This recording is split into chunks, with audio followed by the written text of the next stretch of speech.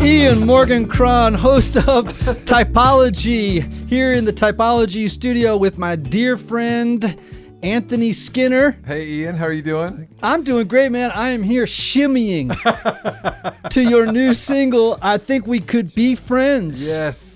Now available on iTunes and Spotify. Woo-hoo, finally. We have been waiting a long time. Yes, we have. And the work is behind me, and it is out the door, and I'm super excited about it. A new Anthony Skinner EP. Woo!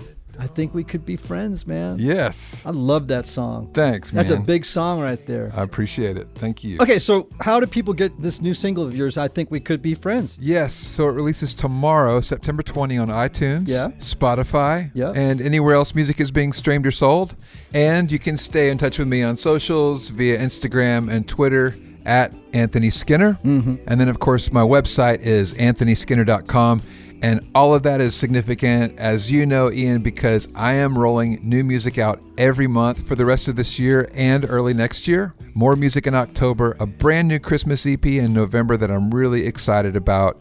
And then there'll be more of the same brand new music early next year in 2020. So the socials and the website will keep you up to date on all those releases. All right, so everybody, go check out Anthony's new single, I Think We Could Be Friends, on iTunes or Spotify, and you can check out all the things that he's doing, anthonyskinner.com and at Anthony Skinner on his social media world. Yes, and thank you, Ian, for sharing that. And also, I know we don't want this to go by without saying it. This goes out as a big thank you to all of our listeners. As of this year, 2019, we have had over 4.5 million downloads of our Typology podcast. That is double what we had before. That's amazing. Yeah, it really is. So thank you to all of our listeners out there who make it possible. And one of the things they can do to really help us and to help others find us is to go onto iTunes and leave a review. And it could be one sentence. Right. It doesn't have to be, you don't have to write the Odyssey. Right. You could just write down, hey, I really dig this show, whatever. Yeah. Whatever you want to give it. Yeah. But really, leaving reviews actually helps people find our show. It does. And it would be terrifically helpful. Yes, it is. Hey, I am so excited. Today, here on Typology, we have my good friend Sarajane Case, who, if you don't know who she is, which most of you probably will, is the founder of Enneagram and Coffee, the Instagram account and podcast. Sarajane is a writer, she's a coach, she's a speaker. She's based in one of my favorite towns in the country, Asheville, North Carolina. Love Asheville. Right? Yes. What a cool place. I love it too. She works with the Enneagram to teach self-love as well as to aid entrepreneurs in building a business that is not only profitable, but fun. And you know why? Because she's a 7 on the Enneagram. Oh my gosh. And if you could all see her on my Skype screen right now, she is sunny. She is sunny. She's looking happy, excited to be here. That's right. She even has a 7 shirt on right now, doesn't she? Yep. That is all 7 right there. Sarajane, welcome to Typology. Oh my gosh, I've never laughed so much in the entering into a podcast before. I'm so pumped. We gave you a good on-ramp, didn't we? Yeah, you really did. I'm stoked. All right, how did you learn about the Enneagram and how did you become the online presence of the Enneagram and I didn't?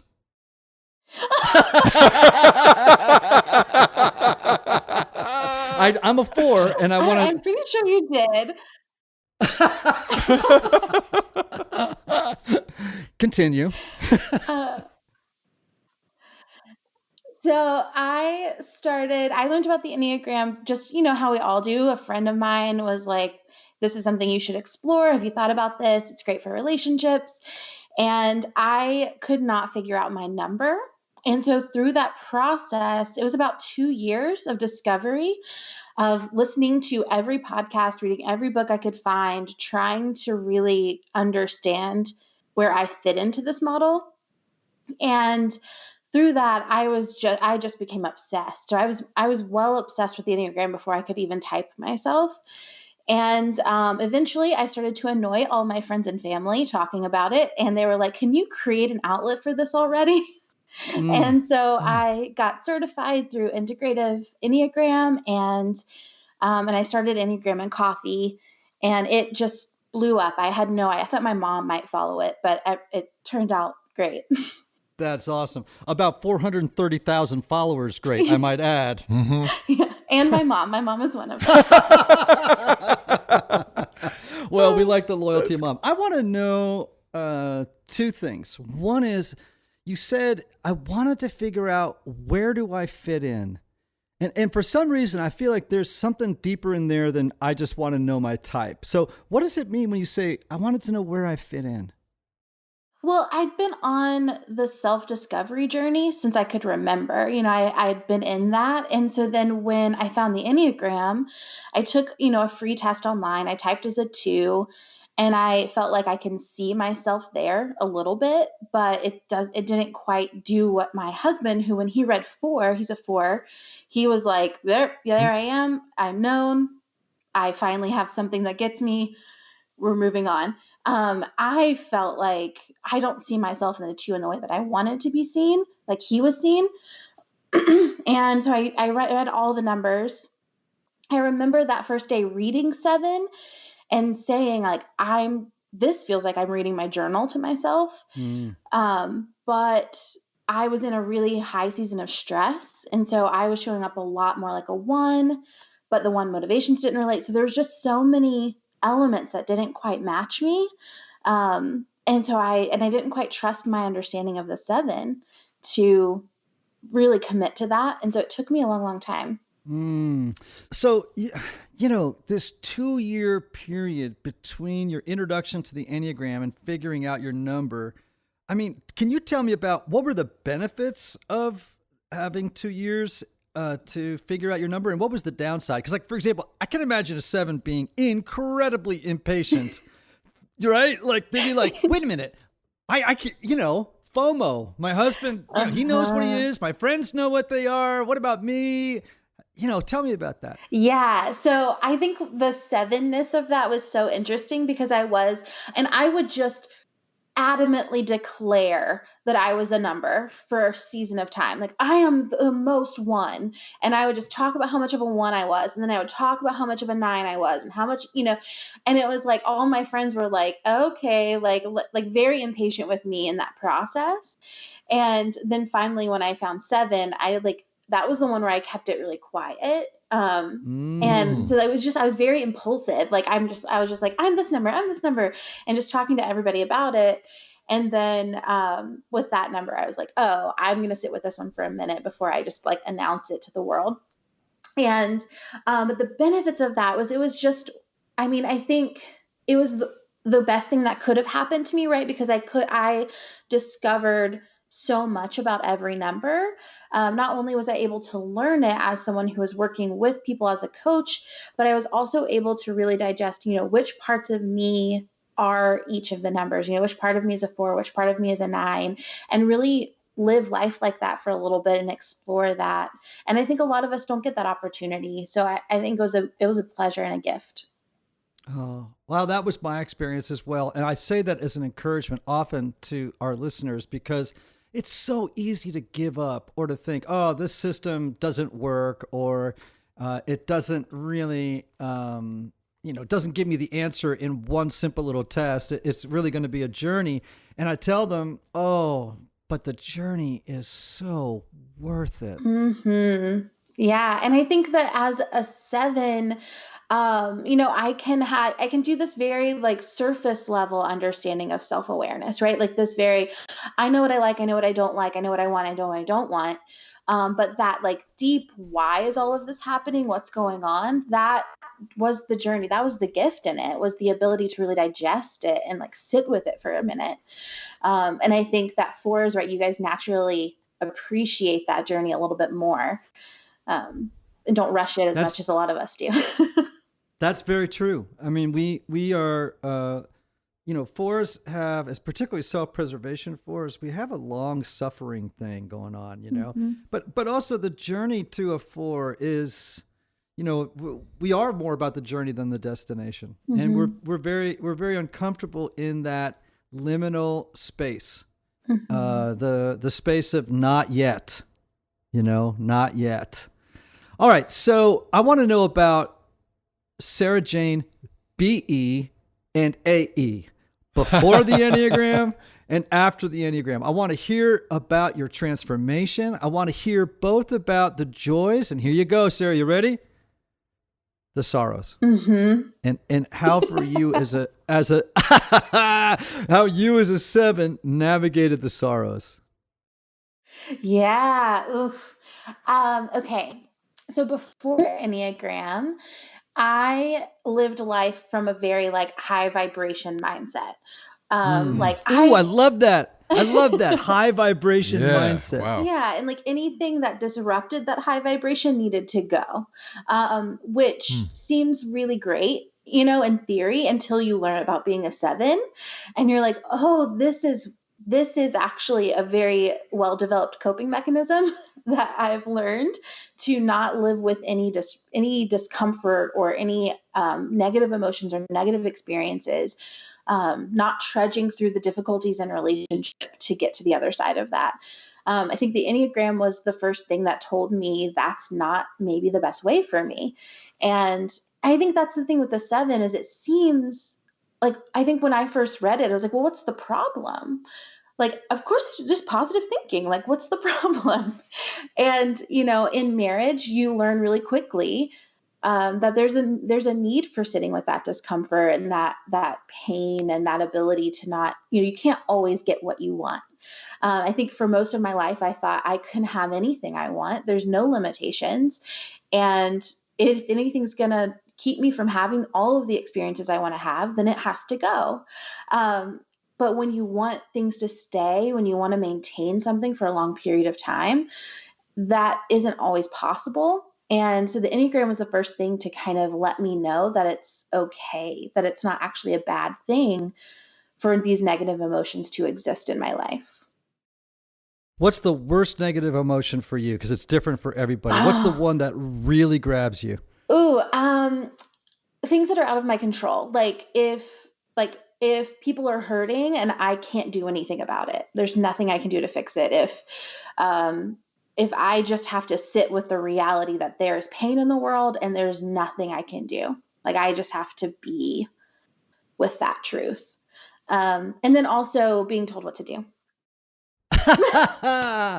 So, man, you hit on 2 really important things people need to know about 7s. One is they hate it when others place limitations on them. Because, and you're right? Like, I think the theme song is the old Stone song. You can't always get what you want. That's what 7 should listen to every single morning, because the 7 really wants to experience everything that's possible in life, everything that's new and stimulating and exciting and just pleasurable, while rebelling against limits or restraints. Right? I mean, a 7 is real sunny and fun until you tell them no. Exactly. Right? Yep. And I've seen full blown rage come out of a 7. Oh yeah. When you tell them no, you can't do that. That's the motivations for that you are running away from, and you don't want to face for that behavior or that way of being in the world. When you put that up to them and you hold that mirror up, they can get freaky on you. I think that was the thing for me. I remember a story you told on a podcast about your son and saying like there was a time where he had an idea of what he wanted to do and the rest of the family had an idea of what they wanted to do. And that's when you really see the darkness of a 7. And I think for me, that was a turning moment in understanding for me, because I had thought 7s are just supposed to be always happy all the time. And the reality for me has been, I don't think that it feels completely possible that I could be happy all the time if everyone would just let me do whatever I wanted, whenever I wanted to do it. And when things get in the way of that, that's when all that, the sadness and discomfort and you have to deal with the emotion of being held back. I put that in quotation marks.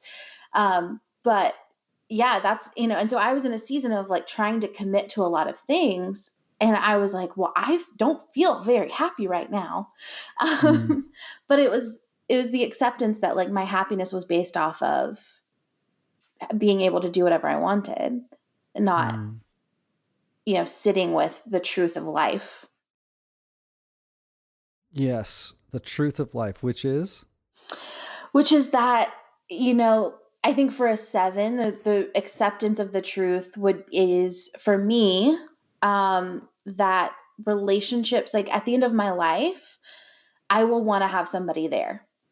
I will want to have people around. And if which I have for most of my life, treat life as that I'm this person who's like journeying through life and I'm just popping in and out of other people's experiences. And then I'm my solo traveler through the universe, then I have to recognize that at the end of my life, I will be a solo traveler. And I won't have that like learning, that growing, that developing that can happen in relationship. Sarajane, I can't thank you enough for saying that. That is so, really so wise and self-aware and beautiful. I think in part because, sevens, I think, have a fundamental fear. If you had to boil it down, and please, tweak this because you're the authority on it, being a 7, I think it's that I am afraid that when pain and suffering comes, that I will be unsupported. There will be no one there to walk with me. And so it's all up to me to get what I need. And I think what you're saying is, hey, I want to get to the end of my life and know and be with people who are going to support me and be there for me. And I want to cultivate those relationships, which would, I think, in some ways mitigate the danger that 7s face, which is it's all up to me. I have to take care of my own needs. And here's a word I would use. I have to deal with this ongoing gnawing sense of deprivation. Tell me, how does that strike you, the word deprivation? Yeah, the deprivation word, man, I feel that so intensely. And I think that is the thing that I've been like, that's the thing I'm running from, is that feeling of being deprived, is like that. I see it in the tiniest things. Like I can't sit somewhere and do work without a beverage nearby, because what if, I can't not have what I could potentially need. And so I see it in the smallest things, but then I see it in the bigger things of like, well, what if I don't experience everything that's out there in the universe? Like, what if I don't experience it all? And I end my life and I look back and there are things that I didn't do. That just lives in my brain, just constantly underlying every choice that I make. Hey, Typology Tribe, I want to take a moment to thank one of our sponsors for helping us bring you what I hope is great content every week. Now, you all know, obviously, I'm a psychotherapist, and so I'm a big proponent of counseling. So, whether you feel like something is interfering with your happiness or preventing you from achieving certain goals, counseling is a great tool to help identify what those blocks are and then work through them. Yet, and I think probably many of you know this, finding a therapist can sometimes feel intimidating. Here comes the good news. BetterHelp offers online counseling at your own time and your own pace. You can schedule secure video or phone sessions plus text and chat with your therapist when it's convenient for you. That's huge, right? These are licensed professional counselors who specialize in things like depression, anxiety, stress, relationships, LGBT matters, trauma, and grief. BetterHelp has counselors available worldwide and have over 3,000 U.S. licensed therapists across all 50 states. And get this, if you're not satisfied with your counselor for any reason, you can request a new one at any time at no additional cost. Best of all, it's a truly affordable option. And as a special offer for Typology listeners, BetterHelp is offering 10% off your first month with the discount code Typology Podcast. So why not get started today? Go to betterhelp.com/TYPOLOGYPODCAST.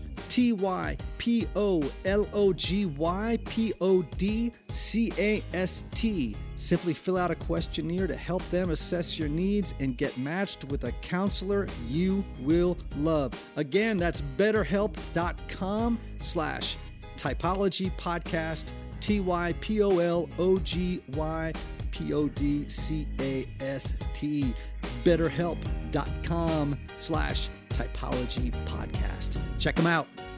And now back to our guest. Can you tell me your subtype? Yeah, I'm a social. Okay. Can you just help people understand what a social 7 is? And you don't have to, go into too much detail because, subtypes is a fairly heavy thing, but they are so important because it gives you a level of distinction and clarity about your type that is so much more clear. Well, and I think I'm so glad you asked that because I think that is part of what took me so long on my journey is that I'm a counter type. So I look like a 2 and other people receive me like a 2 very, very often. But on the back end of that, it's very 7 motivation, very 7 fears. And as a social 7, so basically I can appear like I'm servant minded. I very much put myself last often. I might give someone, if I'm making 2 plates of food, I'll give them the larger one out of just like a rejection of the desire to have everything I want. It's almost like this combating that can happen where I feel like I want everything that I want, but I feel guilty for that. So I push it away and I almost deprive myself intentionally. And so that can take like a funny form of that for me is that I got a mattress for myself once. And I was so excited about this new mattress that I had just bought and I didn't open it for months. I just left it there unopened for months because it was the anticipation of the mattress that I was so excited about rather than like the gratification of like opening it up and actually sleeping on it. And so I kind of like prolonged that joy. That's fantastic. And I want to encourage everybody, particularly those of you who are having trouble zeroing in on type, go to the subtypes. So often of the time, it's in the subtypes that you're going to have the aha moment. Because there really are, golly, I hate to tell you this, folks, there are 27 types. We suck you in by saying there's only 9, but the truth of the matter is there are 27. But boy, when you get down into the subtypes, you really get a level of clarity about each type. And I promise you that chances are the marble's going to fall through the little hole in the game and you're going to go, oh, there I am. That's fantastic. Yeah. Okay, so personality, part temperament, part disposition, part cultural influence, but part story. So tell me, what do you think in your childhood, in your developmental years, what was it? I'll be even more specific. We could say that our Enneagram type is a response to trauma. Tell me about where that trauma, not getting what you needed, doesn't have to be, physical abuse or anything like that. Tell me what the trauma was for you that you think probably helped form your type 7 personality. Yeah.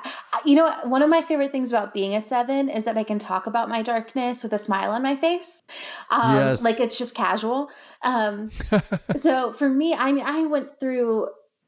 had a really intense childhood. My mom had lots of marriages, to lots of men who were less than aware of their behavior patterns, and made a lot of choices that were really harmful to my family and to me.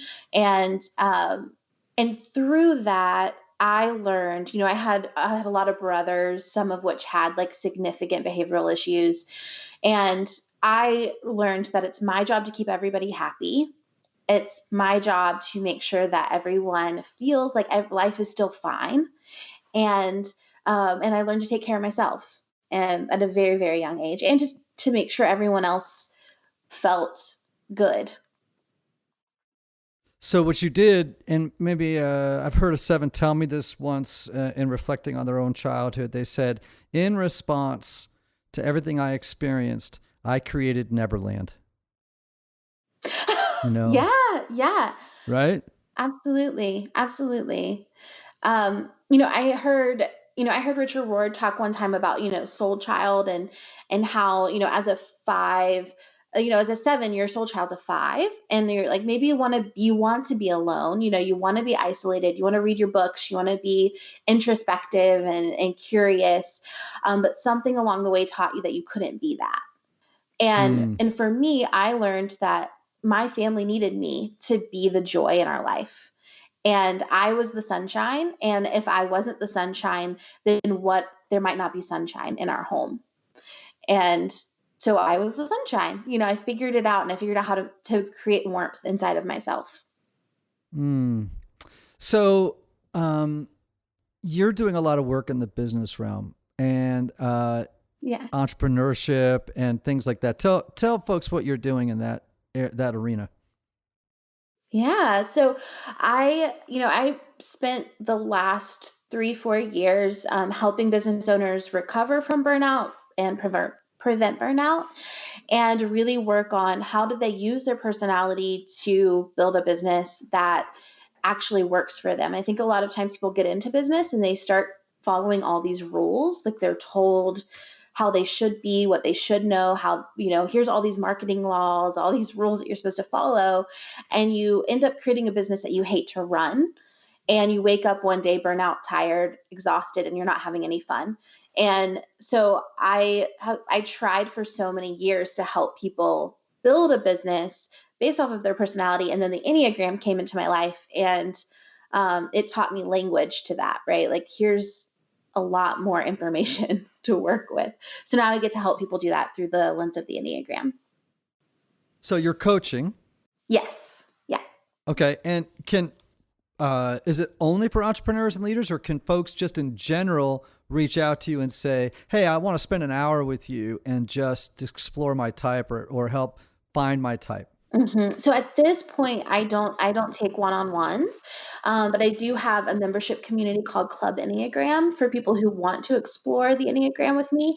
And then I have another community called the Brave Collective, which is all about creative inspiration and using your personality to produce more content and create more work. Oh, that's pretty great. It's pretty fun. That's pretty great. Okay, so I like what you said. You're trying to help people build businesses that align with their personality style, ones in which, therefore, they experience a lot of joy. But isn't the Enneagram also not just about self-knowledge or self-improvement, but it's also about self-transcendence? So how do you help people, work within or keeping in mind their personality style, but do you also help them to figure out how do I get over myself? Yeah, good question. So I think that through the work of understanding your strengths, understanding the things that you've been unaware of, the ways you've been operating without awareness, I think that's a stepping stone on the path to transcendence, is just the understanding. And so when it comes to things like productivity and creativity, I teach people, how do you work with that? How do you harness that and really hone in on what you're doing, and really use that to your asset? And then for transcendence, I think I view the journey of the Enneagram as something that never stops. So I think I really don't see a destination point to this work. And so when I hear the word transcendence, I think there's an end. And I think of it more as, this is something that you will hold awareness for until you die. And that is in itself the transcendence of just holding the knowledge and making choices every day that support your higher levels of health, and really trying your best to operate outside of those coping mechanisms that you've learned.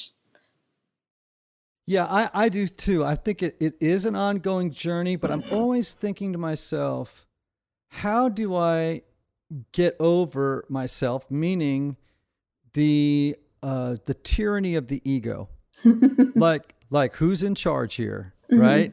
And is my personality in charge? Are the coping mechanisms and strategies that I developed as a child to cope in a world that felt unpredictable and chaotic and scary, are they in charge in my life now as an adult?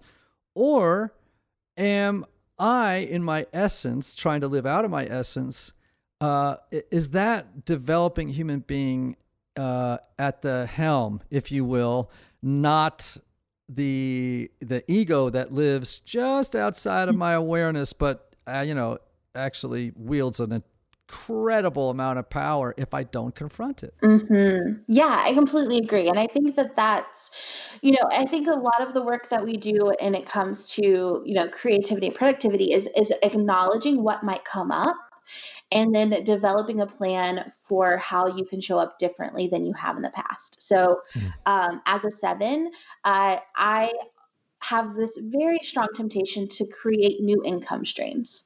I just love creating a new income stream. And so the awareness for me and the transcendence, right, is that moment where I'm able to say, I have this idea for an income stream. Is that the right move for me in my business right now? And knowing that piece, that step between that desire and the creation of that desire needs to be prolonged. It needs to be lengthened out. And I probably should talk to a 6 before I make any action steps. Someone who's going to help me really think it through.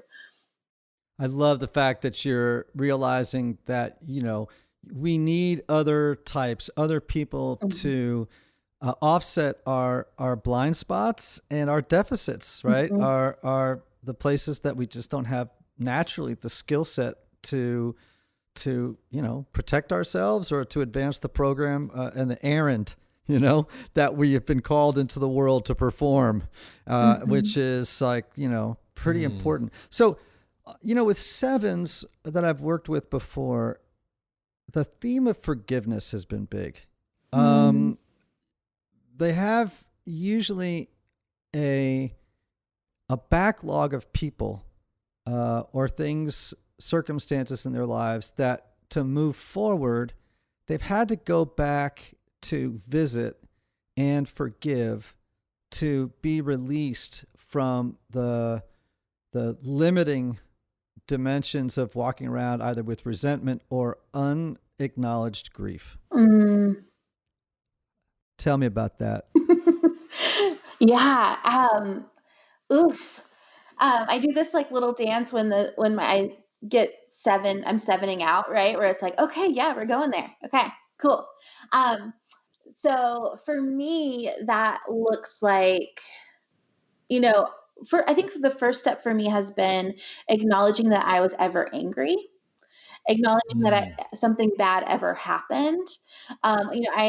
I met with someone several years ago who talked to me about my childhood, and we were talking about, I was entering into a marriage at that time, and I was like, I have a lot going on around this and I want to talk it out. And she was like, well, you have done a lot of work around the anger that you feel toward your stepdads in your life, but you've not done you haven't dealt with anything with your mom, because I saw my mom as the one to be protected my whole life. And so that moment of realizing I didn't even think I had anything to be upset about my mom. I hadn't even acknowledged that once, to get to the thing that I needed to forgive for. So I think that was the step first for me. But I think that you're right I think it's very tempting as a 7 to move on from relationships instead of actually forgiving people.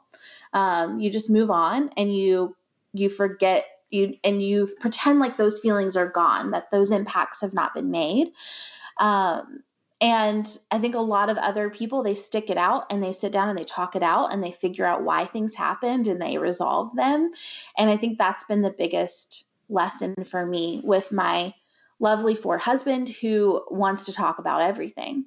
And he will sit there and talk, we will talk it out. That's been my first kind of foray into we're going to stick into this and we're going to really figure out what's going on and move on from it, and not move on from it from a place of self-protection, but move on from it because we went through it, we learned, we forgave, and we've moved on.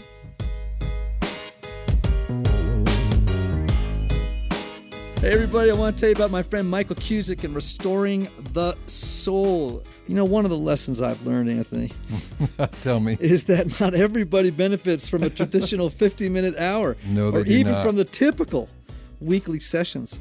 And this is why some people, even though they may have a great therapist, can go to couples therapy or personal counseling for months or even years. Some folks, they never really get anywhere if they're just going on a weekly basis. They don't make any progress. That's right. So this is why I'm such a fan and a believer in the intense counseling process at Restoring the Soul in Colorado. Restoring the Soul was created by my longtime friend, Michael Cusick, who helps couples and individuals experience deep change in half-day blocks over 1 or 2 weeks. Michael and his team know that sometimes you can't wait months or years, Anthony. That's right. To get to the bottom of an issue or experience breakthrough. So I want you to get a hold of Michael and his team if you really feel like you're in a rut and you can't wait months or years. You can call Restoring the Soul for a free consultation. That's 303-932-9777 and learn how their intensive counseling process can jumpstart your journey or launch you to a whole new place in life. Make sure to visit www.restoringthesoul.com/typology to download their PDF called, Anthony. Hey, 5 ways unaddressed trauma may be derailing your relationships. And now, back to our guest. So I think that every type has an unmet longing or desire. And for the 7, maybe we could put it as not feeling whole and solid or complete. So for you, how has being married to a 4 helped you on that journey? Because 4s and 7s, actually, people would go, oh, those are complete opposites. And it's like, not really. There's a lot of, there's actually, as with every type, there is some overlap. But how specifically has your being married to a 4 helped you on the journey towards satisfying the unmet longing for completeness, for solidness, and for wholeness? I think that for most of my life, I felt like I was on my own, even in relationship. Like, this is my life. Everything is, I'm on this journey alone. Anyone who comes into it for a moment. And then they move on and I keep going. With him, he was the first one to be like, we're going to get really honest with each other. And we're going to go into the depths of what we're feeling, what we're afraid of, what's causing conflict in our life, and what I want and what he wants, when that competes. And through that, I've been able to see what it can look like to have someone in my life who can look at the worst parts of me. I think as a 7, I'm very tempted to just be like sunshine to everybody and then go home and deal with my own sadness, and then come back out and be sunshine, go home, deal with my own sadness. And he is the first one who's like, I'm going to look at you and you're in your darkest, and we're going to deal with it. And I think that in that, I've learned that I have to treat my journey as not a solo experience. Isn't it awesome the way that when we can see it, how we're not alone on the journey, that there really are people who can be there for us and help us to move forward if we allow it. So I know that compassion and self-compassion are really big themes for you. And I can pick up on it here, but I just want to hear you talk a little bit about the importance of compassion and self-compassion on the journey. Yeah. I think that, I learned along this path that it can be really tempting to approach growth as like, I should, I could, I need to fit myself into some kind of model or mold. I should look more like blank. And what I've learned and what I hope to teach, and I hope people take away from me, is that through this, that we're never going to surpass our humanity. Like, in our life, we are human, and that is part of being alive. And there's never going to be a time where I look back and I've made it to some point and I've surpassed my ability to be a human person. I talk about it in business as like work robot, in life, surpassing our humanity, surpassing our flaws.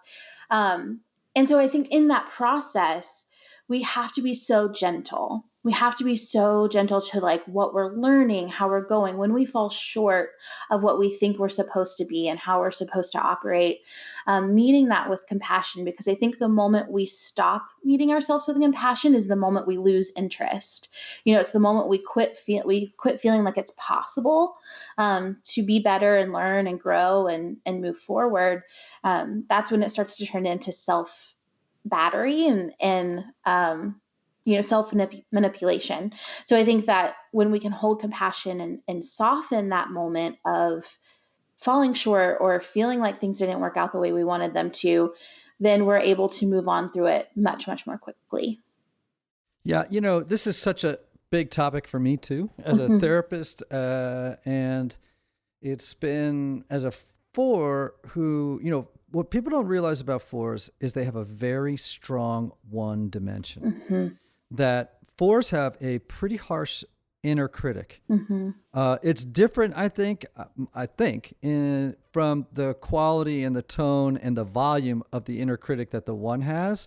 And it's different. The 1, I think, is always kind of responding to the inner critic and obeying it because they actually want to avoid that thing beating them up. You know what I mean? Like they have, their conscience is pretty sensitive, right?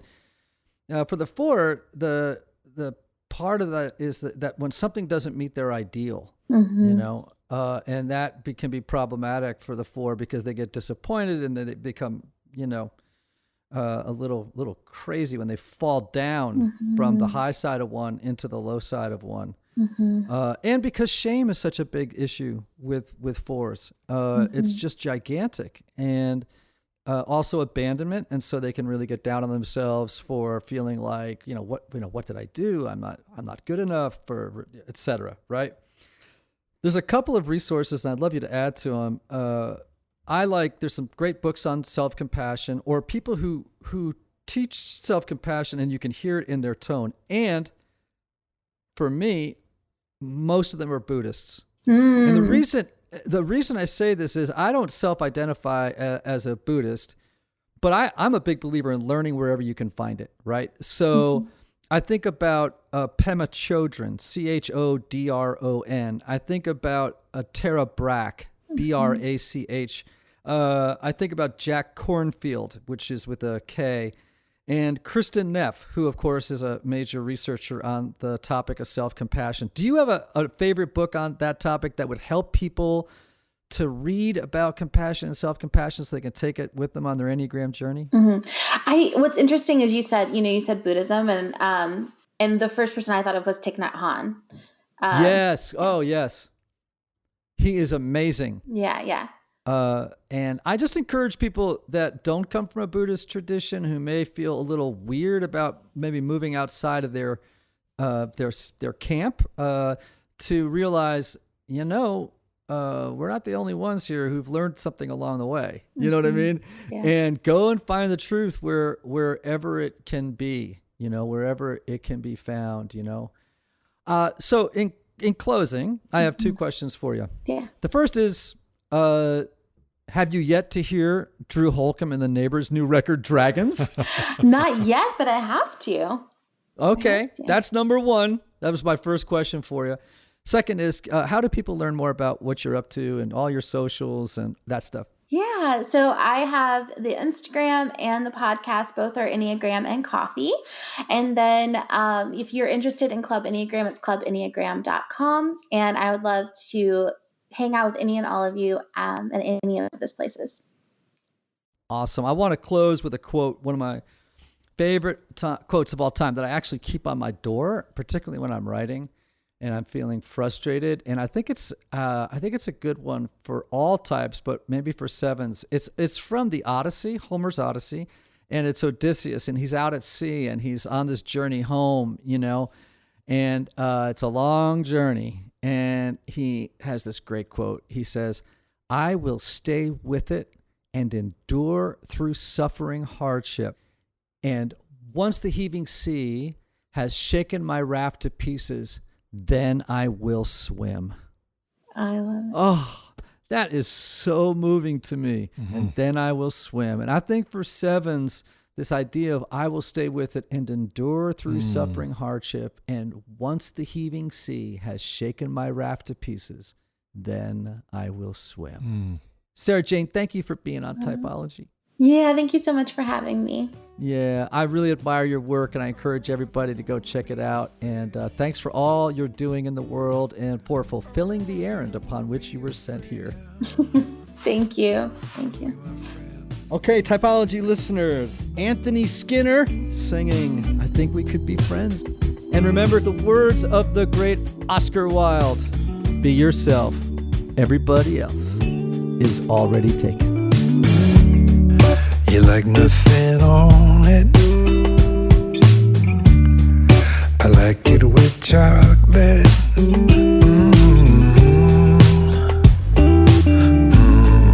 I think we could be friends. You wake up to the dawn. I like the shade strong.